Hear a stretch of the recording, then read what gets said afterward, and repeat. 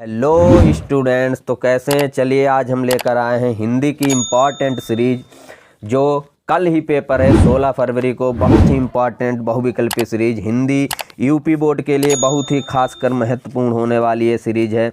UP board के लिए 2023 16 फरवरी कल। जल्दी देखो, अगर इसे नहीं देखा तो पछताओगे, एग्जाम हॉल में पछताओगे। अगर वीडियो पहली बार आए हैं चैनल पर तो चैनल को करिए सब्सक्राइब, वीडियो करिए लाइक। चलिए लेकर चलते हैं क्वेश्चनों की सीरीज पर। किस तरह से आएंगे क्वेश्चन देखिए। अर्धनारीश्वर के लेखक कौन है। अर्धनारीश्वर विष्णु प्रभाकर, जयशंकर प्रसाद, प्रेमचंद, चतुर्सेन। तो अर्धनारीश्वर के लेखक हैं विष्णु प्रभाकर। कौन है? विष्णु प्रभाकर। उसके बाद में देखो अगला क्वेश्चन है हिंदी गद्य का वास्तविक इतिहास जो है वो कब से आरंभ हुआ। हिंदी जो गद्य है इसका वास्तविक इतिहास कब से आरंभ हुआ है? वो आरंभ हुआ है 1850 ईस्वी से। अगला क्वेश्चन है हमारा त्यागपत्र जो है वो किस विधा की रचना है। त्यागपत्र जो है वो हमारी उपन्यास विधा की रचना है। अगला क्वेश्चन देखो हम लिख के बताएंगे आप लोगों को क्या है। 1 मिनट के लिए होल्ड रहिएगा। अगला क्वेश्चन है शुक्लोत्तर युग के प्रमुख हिंदी आलोचक कौन है। जो शुक्लोत्तर युग है उसके प्रमुख हिंदी आलोचक कौन कौन से हैं। पहला देखो नाम आता है आचार्य हजारी प्रसाद द्विवेदी। आचार्य हजारी प्रसाद द्विवेदी, हजारी प्रसाद द्विवेदी। दूसरा है हमारा पंडित नंद दुलारे वाजपेयी। कौन है? पंडित नंद दुलारे वाजपेयी। कौन है? पंडित नंद दुलारे वाजपेयी। अगला है उसने कहा था ये किस विधा की रचना है। तो उसने कहा था ये बच्चों कहानी विधा है। क्या है? कहानी विधा है। ये क्या है? कहानी विधा है। अगली है रानी केतकी की कहानी के लेखक कौन है। तो रानी केतकी की जो कहानी है उसके लेखक हैं इंसा अल्लाह खां। कौन है? इंसा अल्लाह खां। अगला है शुक्ल युग की अवधि कब से कब तक रही है। तो जो शुक्ल युग था उसकी अवधि कहाँ से कहाँ तक रही है। तो 1919 ईस्वी से 1919 ईस्वी से बच्चों कहाँ तक रही है। 1938 ईस्वी तक किसकी शुक्ल युग की अवधि रही है। अगला क्वेश्चन है हिंदी गद्य की प्रमुख विधा निबंध के लेखक कौन है। हिंदी जो गद्य है उसकी प्रमुख विधा निबंध के लेखक कौन रहे हैं ये तुम्हें क्वेश्चन बताना है। तो ये क्वेश्चन मोहन राकेश, प्रेमचंद, उसके बाद में यशपाल, रामवृक्ष बेनीपुरी। तो रामवृक्ष बेनीपुरी जो है निबंध लेखक के प्रमुख विधा कर रहे हैं। उसके बाद अगला क्वेश्चन है अनाम दास का पोथा उपन्यास के लेखक कौन है। जो अनाम दास का पोथा था हमारा उसके लेखक कौन है। हजारी प्रसाद द्विवेदी। कौन है? हजारी प्रसाद द्विवेदी। हजारी प्रसाद द्विवेदी हैं। चलिए आगे बढ़ते हैं। क्या है आगे देखो। आगे मेरा परिवार रेखा चित्र जो है किसकी रचना है। मेरा परिवार। तो मेरा परिवार जो लिखा था बच्चों वो लिखा था महादेवी वर्मा ने। किसने? महादेवी वर्मा ने लिखा था। अगर आप वीडियो चैनल पर पहली बार आए हैं तो चैनल को सब्सक्राइब करिए, वीडियो लाइक करिए। इसमें से 100 के 100% 20 में 15 क्वेश्चन निश्चित मिलेंगे। पूरे याद कर लीजिए, रट लीजिए, सुबह जा कर के यही छाप दीजिएगा। मेरी तिब्बत यात्रा किसकी कृति है। मेरी तिब्बत यात्रा जो है वो राहुल सांकृत्यायन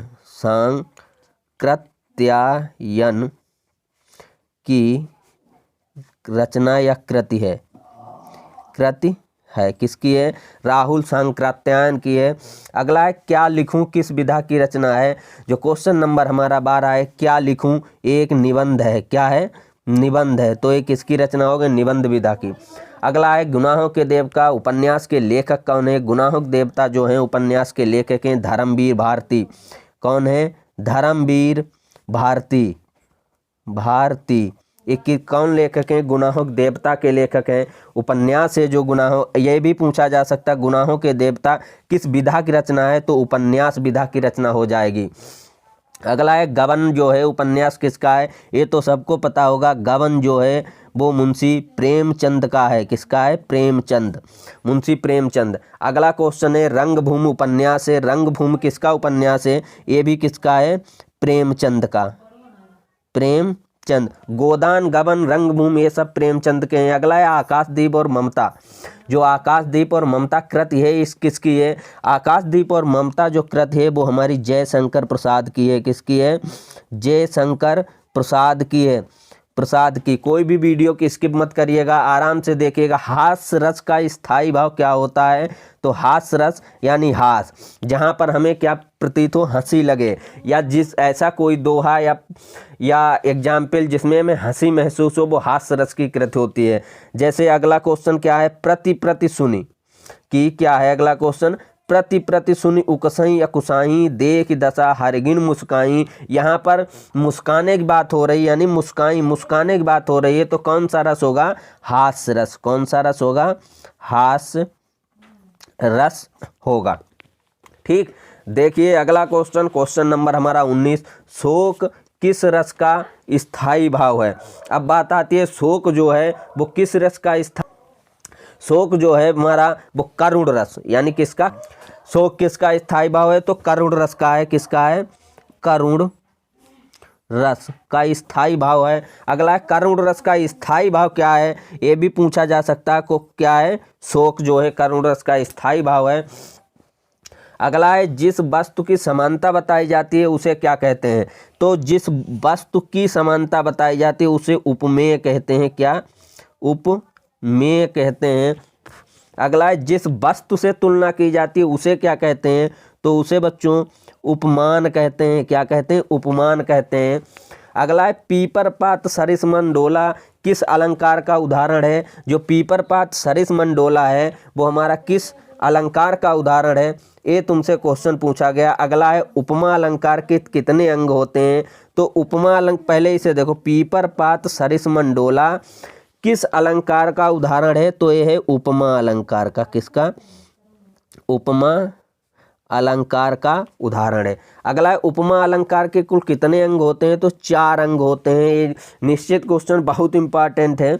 अगला है क्वेश्चन मुखचंद्र तुम्हारा देख सके मन सागर मेरा लह रहता किस अलंकार का उदाहरण है? ये पूछा गया है। तो ये रूपक अलंकार का है। किसका? रूपक अलंकार का है। अगला है चरण कमल बंदो हरिराई किस अलंकार का उदाहरण है? तो ये भी किसका है? हमारा रूपक का उदाहरण है।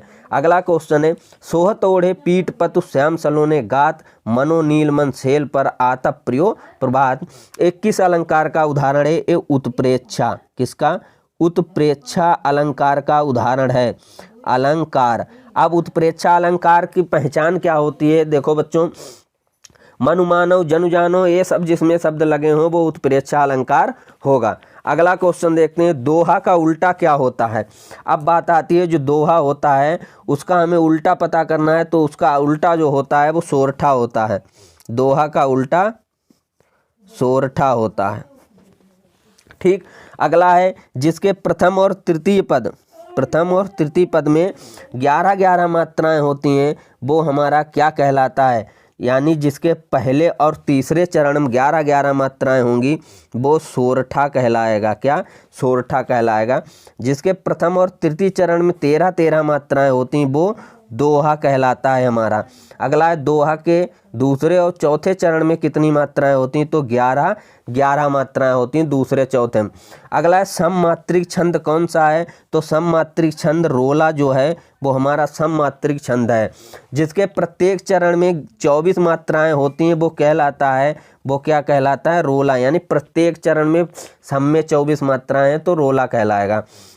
अगला है चंद्रगुप्त जो है वो हमारी किस विधा की रचना है? तो ये चंद्रगुप्त जो है एक नाटक है। तो क्या है? नाटक विधा की रचना है। चिदंबरा किसकी रचना है? जो चिदंबरा है हमारा वो किसकी रचना है? सुमित्रा नंदन पंत की रचना है। सुमित्रा नंदन पंत की रचना है। अगला है हमारा अथाह सागर। क्या अथाह सागर किसकी रचना है? तो ये है जयप्रकाश भारती की।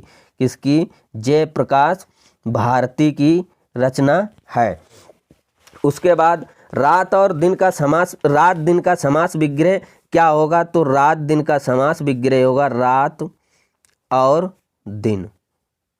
ठीक बच्चों, अगला विद्यालय का संधि विच्छेद कीजिए। तो विद्या धन आलय क्या हो जाएगा? विद्यालय। रात का पर्यायवाची होता है रात्रि, निशा